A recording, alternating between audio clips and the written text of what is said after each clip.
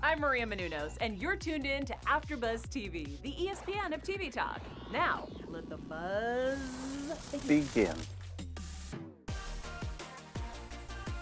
What's up? Wow! Wow. Wow! What? Oh, man! What? Woo! Wow.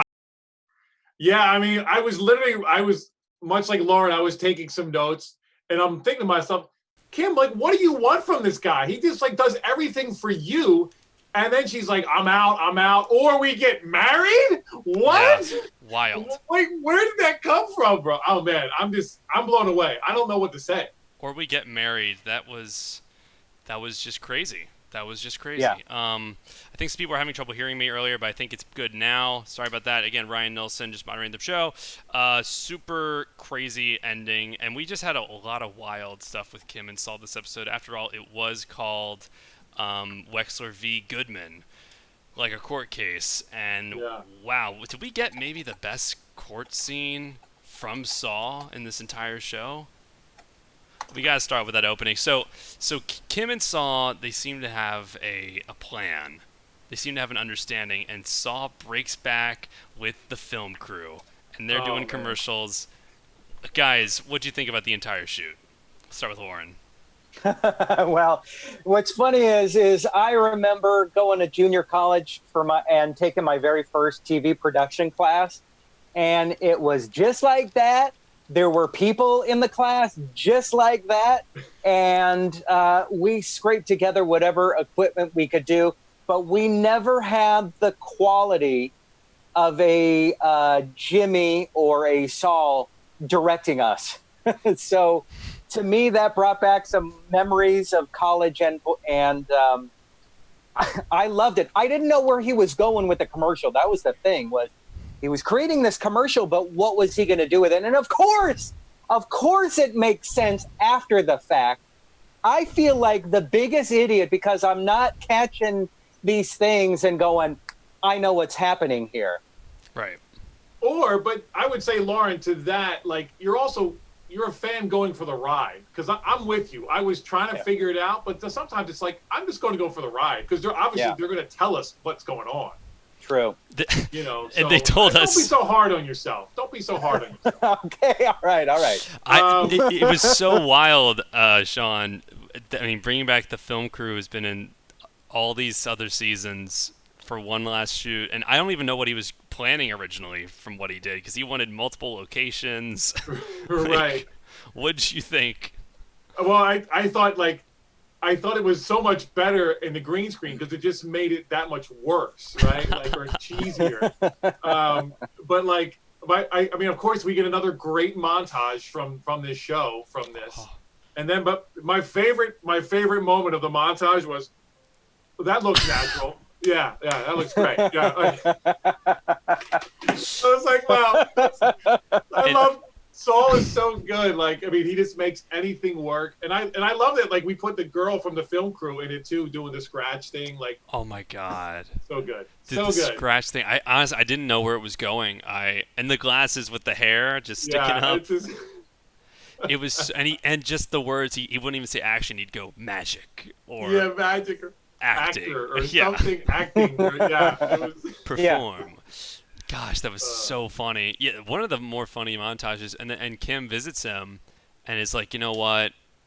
Let's just call it off. Which I actually thought that surprised me, but that makes sense because I think Kim is she's incredibly clever, and I think she could tell she was playing a little too close to the fire, especially after, you know, like one of her coworkers was just so close to seeing that there was some kind of suspicion there, and when she even threw out the number 75,000, I was like, whoa, I mean, it's a pretty good deal. Almost double what they were offering, yeah. Yeah, almost double. And then we get to the courtroom. And again, the episode's called Wexler v. Goodman, and after they had that conversation outside the film shoot, I thought, oh, wait, I guess this isn't going to be... Oh, yeah, it's done. A tete-a-tete. Yeah, it's done. Yeah.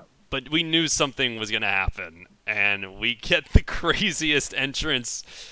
Just from the first second he walks in, the tension between him and the head of Mesa Verde was just so Oh my God! Like he shakes everyone's hand.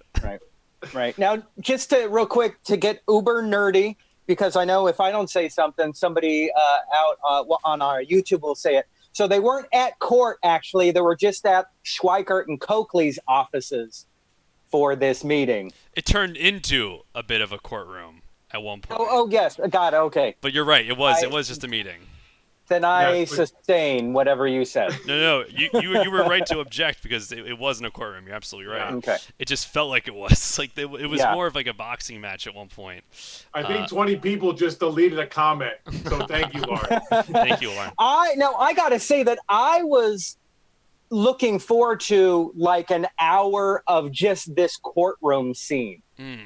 I remember as a kid watching this show on NBC called LA Law. That was huge show, and they would have these incredibly intricate courtroom scenes with the swagger, and I was looking for Jimmy to have a swagger, but we didn't need that. This was the way. This is why I'm not writing the show, because this is what needed to happen. We're in the offices, Kim's telling her client, don't do this. He's got his bravado, he's like, I'm doing this, and then he goes out and he repeats the phone number and calls Jimmy. And it's a handshake.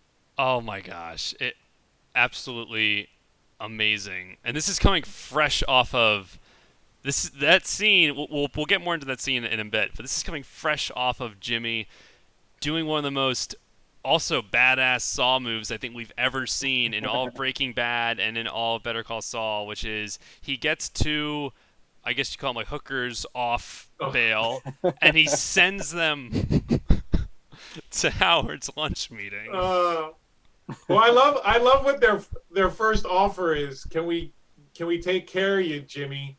And we'll give you we'll clean you up with a warm towel. Yeah. He's like, rain check. But rain check. But then what was his What was his line, or what were the girls' lines, like you paid for a tugboat but you got a cruise or something like that? I wrote it down. Hang on, wait. You don't get a Carnival cruise and only pay for a tugboat, Howard. Thank you. That was the best line. Yeah. How embarrassing. Also, the beginning of the lunch, you're just already, like, pissed at Howard because of the words. Like, they're just like, oh, yeah, did you hear? They're talking trash about, like, another lawyer.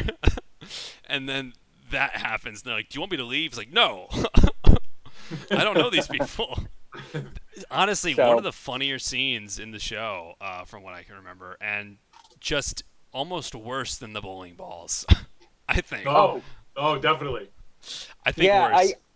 I'm wondering what his ultimate end game is. Like, there's revenge, but I don't really necessarily think Jimmy's out to get like an evil revenge. It's something else, and I'm wondering what that might be. What his form of revenge is. Do you think this is the dark? I mean, it's funny, but I think this is a bit of the dark side of what he's really capable of. Like he's capable of some pretty terrible things in terms of like embarrassment, and I just think he's full blown Saul. Like this is, I think this episode we were reaching levels that I don't even think we saw in Breaking Bad.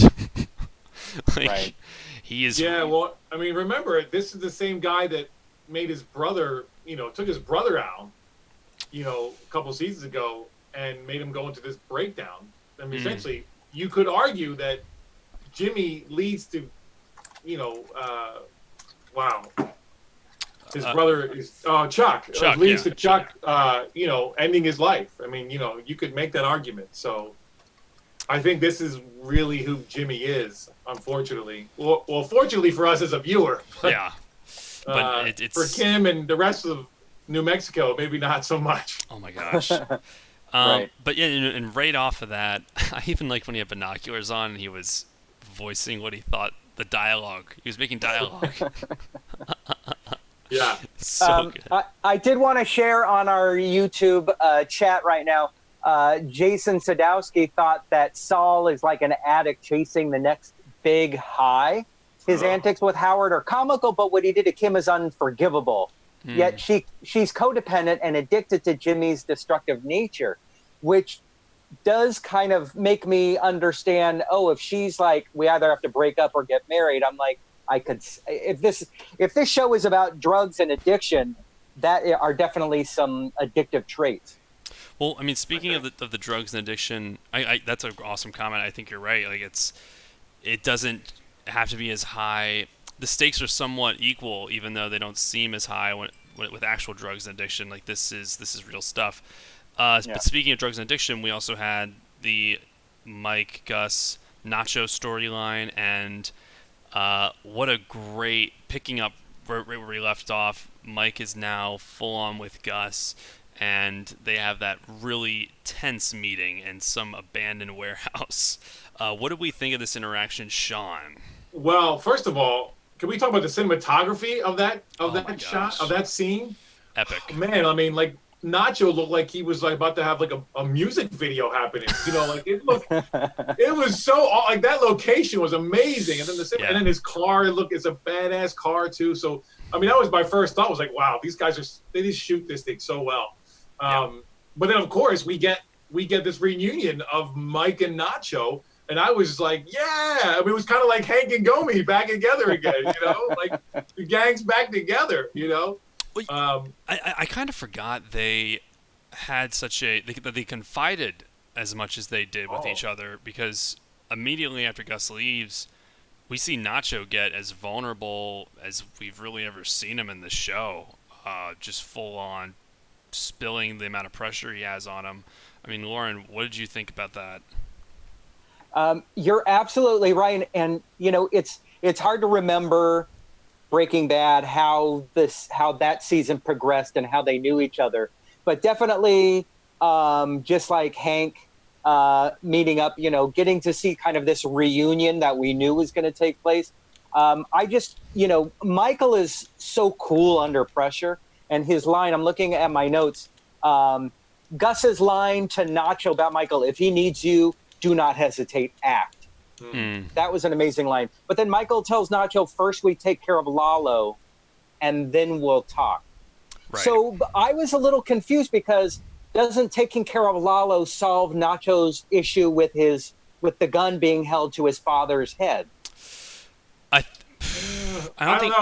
don't think that ever goes away as far as Gus is concerned. But just going off what you were saying, Ryan, a little bit earlier, of Nacho's vulnerability. I mean, in a way, Mike is a father figure, I think, to Nacho, because he had been advising him the whole time, like, don't go down this road against, Hector. And he's like, here we are, but I am a human being. Unlike Gus, I am a human being, and, we'll get to that after we take care of the immediate business. So I think he gives us a little bit of hope for Nacho's dad. I think it's a good point. There is just so much tension because of his dad. I'm interested to see where that goes. I really do think Mike is all in on just taking care of Lalo, and we got that incredible library scene. How off-putting was it to see Mike Ehrmantraut in a library? Loren, I mean, what did you think of his tactics and plan there? That entire scene, a series of him at the police station later on, him at the library, he's, what did he say his name was? Dave Clark, PI. And some people on Twitter were like the Dave Clark 5, like the old, music group. But just the way that Mike plays the long game. He's never in a rush to get what he wants. And what's fantastic about seeing him is get to seeing all these little pieces that we know are going to end up somewhere. That's a good point. I think what's so great is you could tell he had such a plan of, I'm going to give nuggets of information and then just reveal more. Ultimately, he just had to go in there and get her to agree to calling the PIs and saying it was this car, right? Which was so cool. And in the photo, he also just the slight intimidation. Like, it wasn't even a fearful intimidation. It was just like, hey, like, you're gonna need to help this family if you don't do this. Like, you're not gonna, right. You're letting this family down. And then we get to, Sean, we get to this awesome scene where Lalo gets arrested. Like, right. Well, I mean, just to quickly touch on, I love charming Mike because he's usually just grumpy old man, who might kill you. But I also love that, like, if he says something, you're gonna do it because I know I would. If Mike told me to take this somewhere, yes sir, I'm going because you're scary and weird and I don't know. But when he turns on the charm, it's such a testament to the actor that he can do all these different things and these different layers. But you're right, Loren. This was the way he laid it out first. Then we kind of slowly get what he's doing. It's just such good writing, good storytelling. Yeah. But finally, my boy is back. Finally, we get Lalo, even for a brief second. Like a shot from underneath. I know. We didn't get a full shot on it. We got underneath from the keys. Yeah. And then the gun, of course.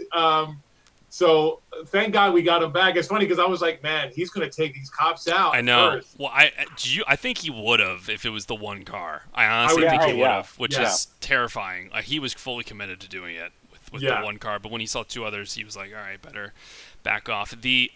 It's interesting with Mike real quick. Cody Briner in the chat. By the way, guys, live every Monday, 7 p.m. Pacific Standard Time. Please give us a rating on iTunes. If you shout us out on iTunes, give us a 5-star rating. We will read it on air, so please do that. That would mean a lot to us. Thank you for making us the ESPN of TV Talk. Cody Briner, challenging the idea. He thinks, can we talk about how easy is it that Mike can just get into the police station, fake records, and then get a radio and call in a fake car report? I mean, the dude's an ex-cop. So I'm able to believe that. What do you guys think? Yeah, and also I would say, like, having like worked in, it's not the same, but like when you work in like hotels, like people can just move around. Like there's so much going on that if you look the part, no one's questioning it. You know what I mean? Like, even especially at like a Mike. station. Yeah. Yeah, I mean, Mike's been there before. He knows how these things work. I buy it all 100%. Like that was not even an issue for me. But I don't know, Loren, what do you think? I totally agree. There's a saying, not just in the world of acting, but I think in anywhere, it look like you belong. That's the that's your motivational fake it till you make it of the night. Well, yeah, fake it till you make it, but look like you belong, like you're supposed to be there. I mean, so that's what Mike was doing. Of course, we could dream of a spinoff show where we get to see the point of Mike casually walking into the police station, saying, "How you guys doing? I'm going to grab some coffee," just doing this shit. That's the part we don't get to see. That would be fun to watch. Yeah. But it was kind of a natural. So another interesting question from the chat is from John Doe. Do we think now with Lalo seemingly headed to prison or I guess to jail, do you think that will resume the construction of that super lab?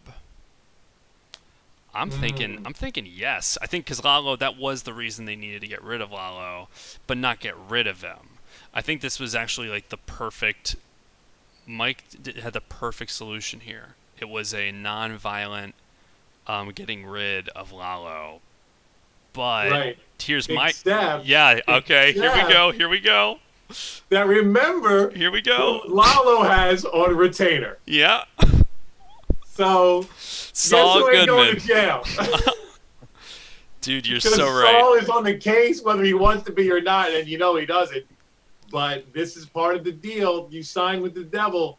It's time to come and bail him out. Holy cow. You know who's getting to represent him. Oh, that means we're probably getting a Saul Goodman in the courtroom with Lalo. Oh, my God.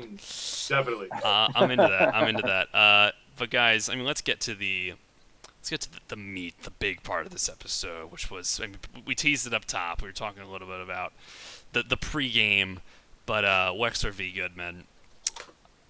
The moment Saul sits down and reveals $4 million is the asking price, I was like, "Oh, here we go."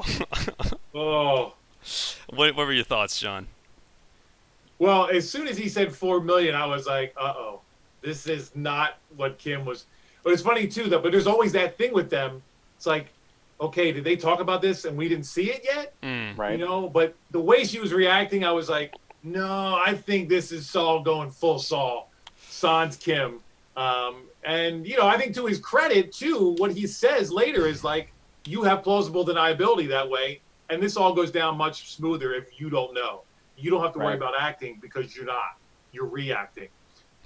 Yeah. But man, like the way it's so great because, you know, when this show began, we had Jimmy, who was kind of beaten down, you know, he's a little he's just kind of the little kid brother. He's kind of a punk. When he walks into this courtroom with his blazing suit, the swagger that he has in this scene, it's so great because like you just know he's going to just lay it all out and then like drop the mic. And that's exactly what he did. I don't know. What do you think, Lauren? Full on swagger. Loren. You know, every time you could have a soundtrack to Jimmy / Saul, every time he walks into a room with a cut theme. We've seen it happen before in the episodes. This one they save the cost on a song, save the cost on a quick cut, but basically that's what it was. Everybody freaking out. I mean, it could be, you know, simply the best, better than all the rest. So who knows? It's more Jimmy / Saul. But I do, somebody brought up a point in the chat room, which I do want to talk about is Steve says, what did the opening scene of the young Kim Wexler add to the episode? And I think, you're right, Steve. I think what that adds is we get to see Kim having to deal with addiction in her family. And she's seeing this. So now we understand this isn't new or foreign to Kim. She's seen a different type of addiction before in her mom, but makes me wonder why exactly she said, let's get married. Oh, God, that you raised a really great question, Steve Stivamo in the chat. I mean, what an interesting scene to open with that we didn't touch on yet. I think I read a lot about that scene. I think that says a lot about just what shaped Kim when she was younger. You know, Kim is my favorite character in the show and favorite performer, Rita Seahorn. Always have to shout her out. But I really do think that scene says a lot. I think it says that she's familiar with addiction, but it also, I think, means the people that were close to her, like her mom, people that she loves, sometimes aren't the healthiest to be around. And I think that's Saul in her life right now. What do you think, Sean? Well, so I have a question, and please, viewers, forgive me if is this the first time we've seen Kim as a little girl?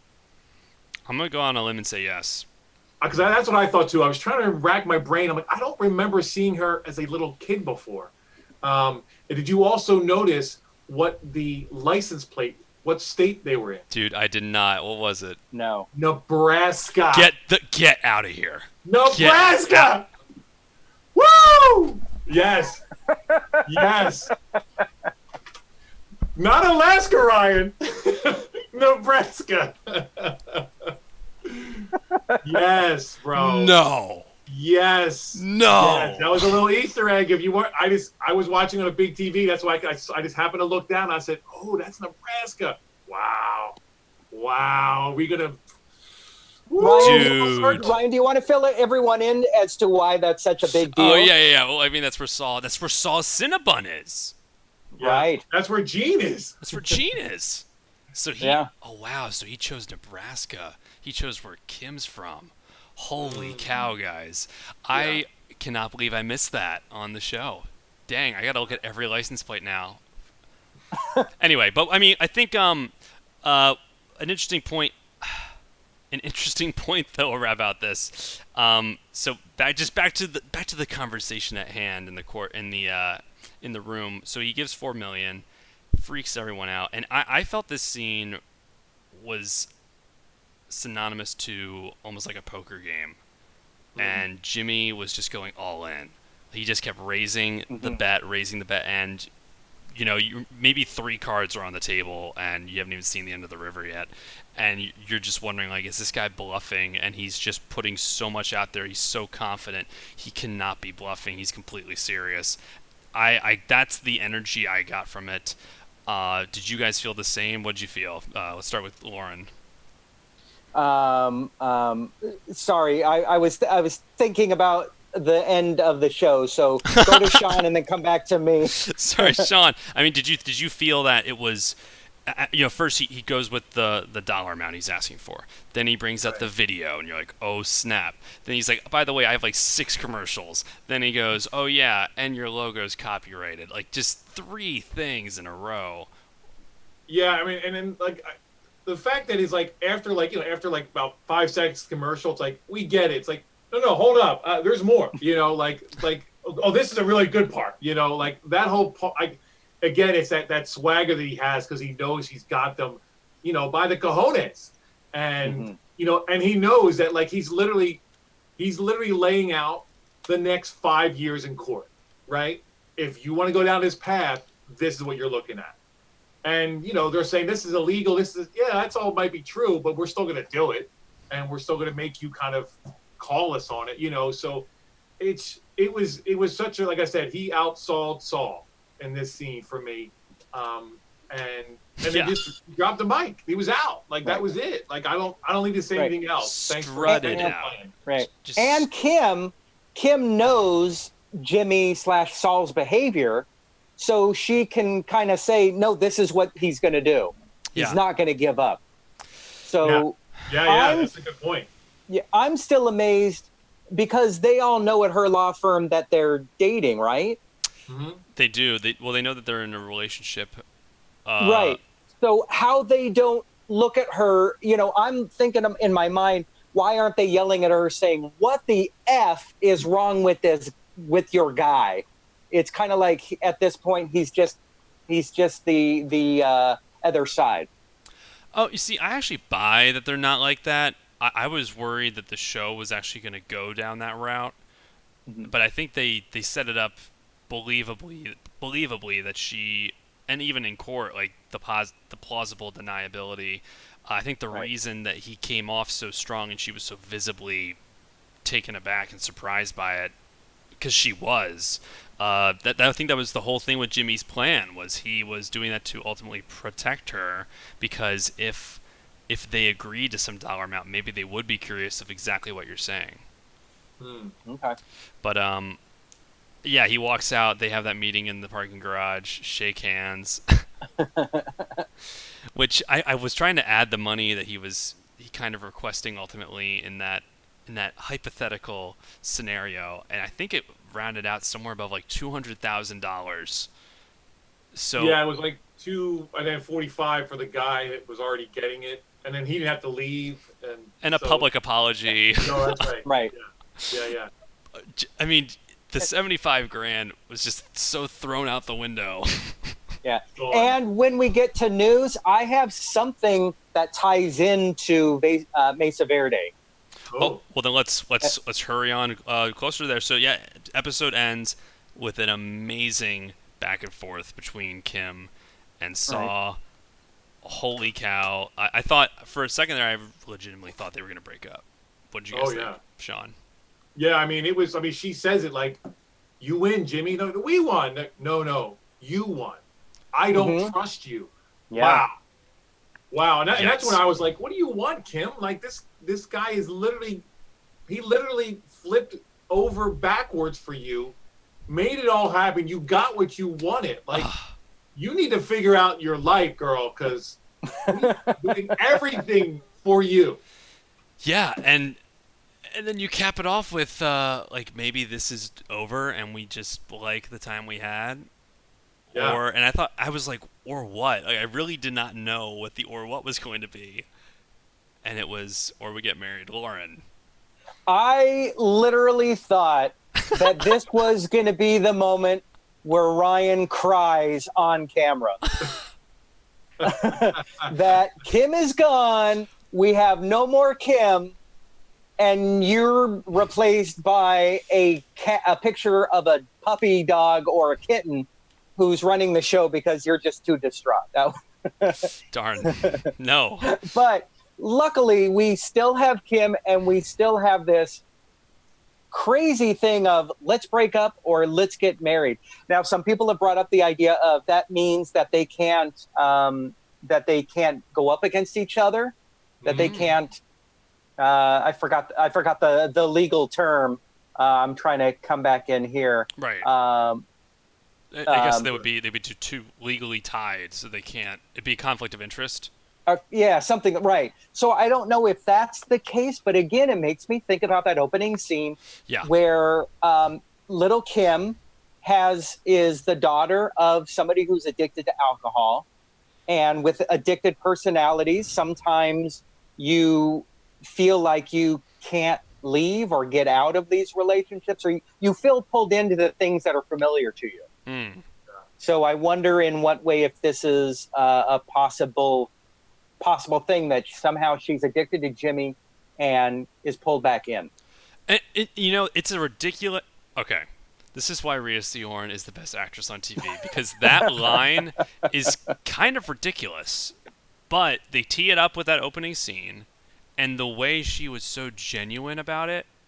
The reason we were all freaking out was because we believed what she said, but it was crazy what she said. I mean, what do you think's going to happen, Sean? Are they going to the former or the latter? What's going on? Man, I'm definitely at a loss for words after that one, because I mean, get married. I mean, like, is that really going to do that? I mean, was that a sincere thing? I don't know. I mean, I guess legally it takes care of some things, but I don't think she is in any kind of mindset to be getting married. I mean, I think Jimmy or Saul jumps at it like, yeah, let's go right now. Right.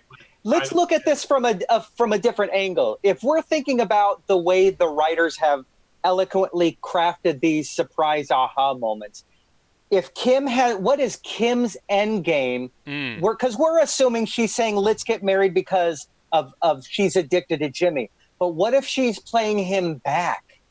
Ooh. What is her end game to top him, where he's like, what?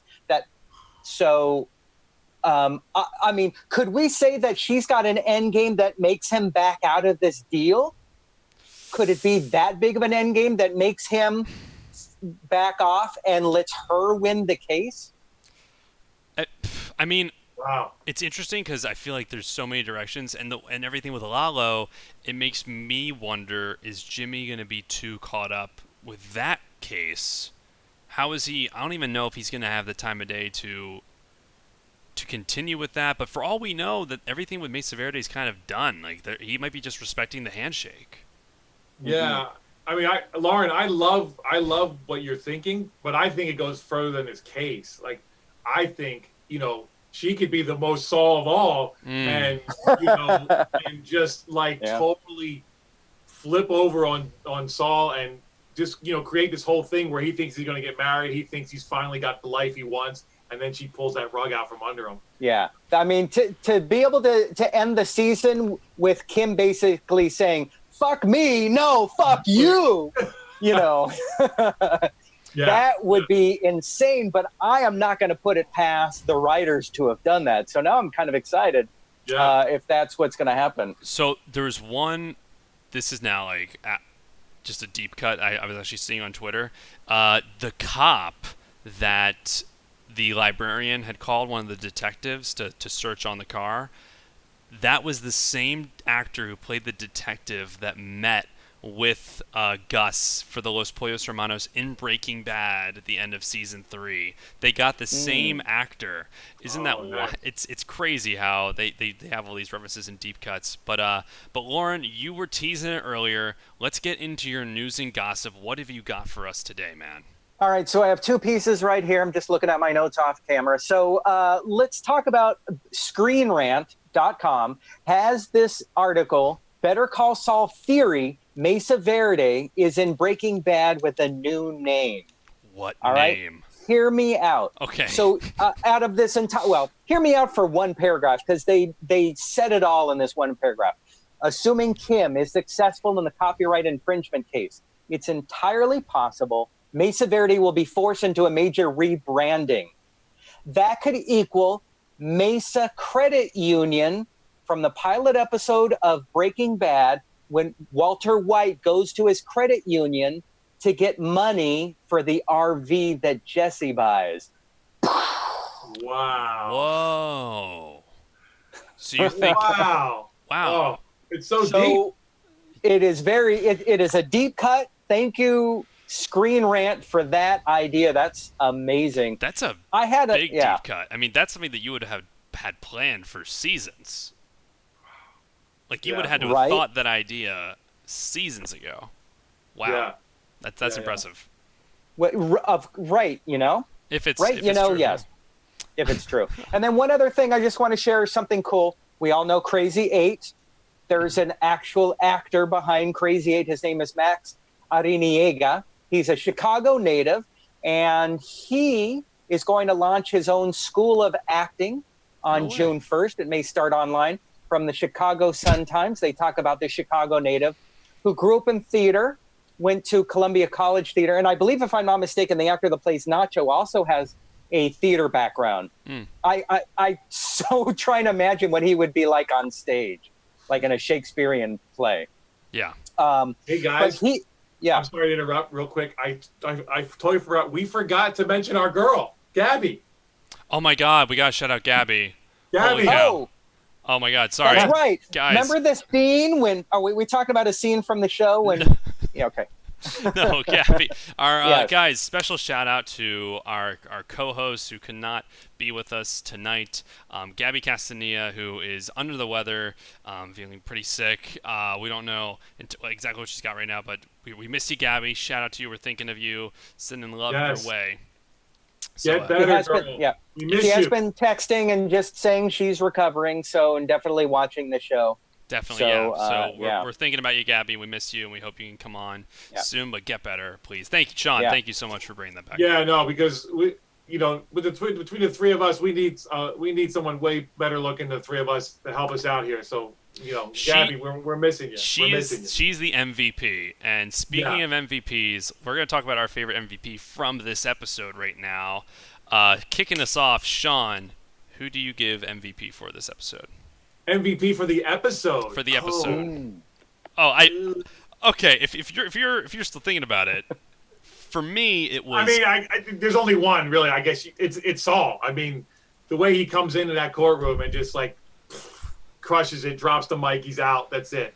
Yeah. So I got to give it to Saul. For real, because I agree with you, but I'm actually gonna go with Mike because I think even though Saul had his most badass Saw moment maybe ever this episode, I think Mike really is saving a lot of people's lives. Like, I think he's saving Nacho. He's putting Lalo behind bars without killing Lalo. Like, I think Mike was a low-key pretty strong MVP. Loren, who you got? No, he is. I'm just going to counter that essentially all Mike's doing though is delaying the inevitable. Okay, but that's because of the knowledge we have. Well, I'm just saying, this is the way the show goes. Like, Mike always tries to do it like low key, tries to do it with no violence, and it never ends up. It never works out. You know what? You're making some really good points. And maybe I just didn't want to pick Saul. All right, and I'm gonna totally go way out, and I'm gonna suggest the librarian Lillian Simmons. Oh wait, MVP because we could see this sweet woman totally being played by Mike. It's happened to us before by friends and adults and other people in our lives. I'm just throwing it out there as a big WTF. Lillian Simmons falling for it, but saying exactly what needed to be said. You know what, though? I'm going to change mine. I'm going to go to Viola, the scribe, who saw. Remember, he was right when he sits down. He's like, "How you doing, Viola? What's up?" And she's just like, "I'm good." Like, how does he know her name? All right, guys. Final thoughts here. Let's get into our predictions for this week. AfterBuzz TV predictions. Loren, I'm going to you first, man. Oh, well, I already kind of gave you my thoughts about Kim, that she could be playing Saul, but we still don't know. We still have episodes to go through. You know what? I'm predicting with Kim that she's playing Saul. I guess I've already said it. That's where I'm going with. All right, let's go, Sean Mchugh. I kind of teased it earlier, but I think that Saul is going to have to come to Lalo's rescue whether he likes it or not. So That's happening. So Saul, you think next week? Oh yeah. Oh definitely. Because Lalo's in jail now. I mean, he needs a lawyer to come and get him. I don't know if I think they're gonna approach him next week. I think it's the week after we actually get him representing him or trying to get him out because I know he said you're tied in, you're locked in, but I don't think that they've shown that yet. You know, they only threaten that, but you could be right. I'm predicting we get. I mean, I guess I just didn't ever realize the whole Nebraska connection. I got to predict that, you know, obviously he went to Nebraska for Kim, but I think that would ultimately mean that Kim left him to go to Nebraska. So I'm predicting that by the end of the season, I think Kim leaves him and moves to Nebraska. Guys, what do you think? What do you predict? Please put it down in the comments down below. Again, please give us an iTunes rating. We're begging for an iTunes rating, 5 stars. Don't give us any less. We will shout you out on air. All the love to Gabby. Let's go to where can people find you, Loren? You can find me online on Instagram at Loren Kling and Twitter, LorenKling. And Sean Mchugh. I am at SeanStar75. There I am. On the gram, and then at Twitter at Gorilla Suit Sean. Gorilla Suit Sean, and I love how you have your handle there. And don't think we forgot, guys. One of these days we're gonna order Los Pollos, and we're gonna time it, and we're gonna see how fast it is. We just haven't really had a Los Pollos episode quite yet, so we haven't done that quite yet. But you can find me at Ryan Nilsen, RYNILSEN, and at Ryan Nilsen _ on Instagram. Thank you so much for watching, and hey, be happy. Talk to you next week, and send all the love to Gabby. Our founder, Keven Undergaro, and me, Maria Menounos, would like to thank you for tuning in to AfterBuzz TV. Remember, we're not just the first, we're the biggest in the world, and we're the only destination for all your favorite TV shows. Whatever you crave, we've got it. So go to AfterBuzzTV.com and check out our lineup. Buzz you later. The views expressed herein are those of the hosts only and do not necessarily reflect the views of AfterBuzz TV or its owners or principals.